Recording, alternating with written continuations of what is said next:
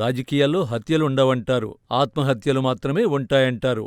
రాజకీయంగా ఎప్పుడూ కూడా ఎవరు ఎలాంటి అవకాశాలను అందుకుంటారో ఊహించడం కష్టం.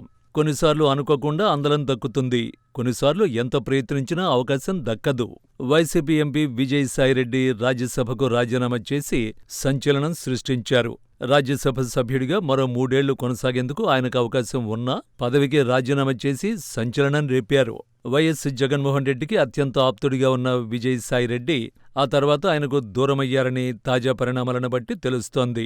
నా జీవితం వైఎస్ ఫ్యామిలీకి అంకితమని చెప్పిన విజయసాయిరెడ్డి ఆ పార్టీ ఎంపీ పదవికి రాజీనామా చేసి మరో ప్రయాణం ప్రారంభించాలనుకున్న ఎపిసోడ్ వెనుక చాలా పెద్ద రీజన్స్ ఉన్నాయని అర్థమైపోతోంది. అయితే మిగతా నాయకుల్లా విజయసాయిరెడ్డి వ్యవహరించేందుకు అవకాశం లేదు.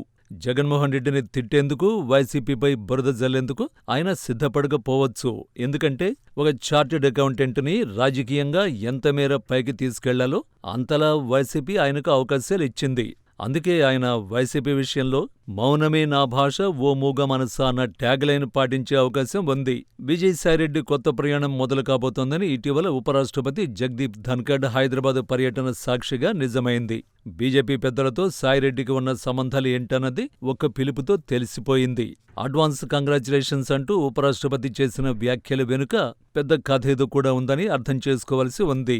ఏపీలో కూటమి సర్కారు అధికారంలోకి వచ్చాక విజయసాయికి వేధింపులు ఎక్కువయ్యాయి. కోడిగుడ్డు మీద ఈకలు పీకుతారన్న చందంగా ఆయన టార్గెట్ అయ్యారన్న ప్రచారం ఉంది.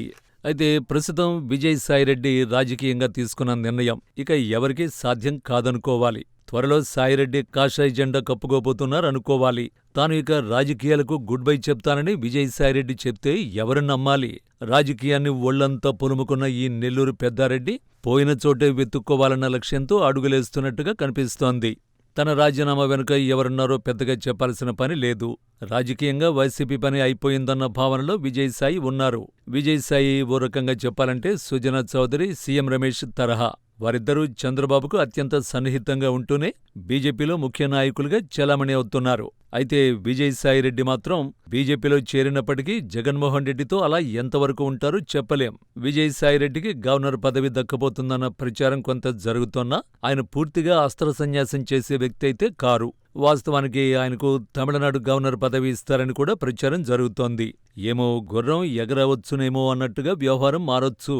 తమిళనాడులో వచ్చే ఏడాది అసెంబ్లీ ఎన్నికలు జరగనున్న నేపథ్యంలో అక్కడ తమకు కొరకరాని కొయ్యలా ఉన్న డీఎంకే సర్కార్ను కూల్చాలని భావిస్తున్న బీజేపీకి విజయసాయిరెడ్డికి ఏమైనా ఛాన్స్ లభిస్తుందేమో చూడాలి. అసలు విజయసాయి బీజేపీలో చేరి యాక్టివ్ సభ్యుడవుతారా, లేదంటే బీజేపీ పెద్దల మద్దతుతో గవర్నర్ గిరి దక్కించుకుంటారా అన్నది పెద్ద మిస్టరీగా మారింది.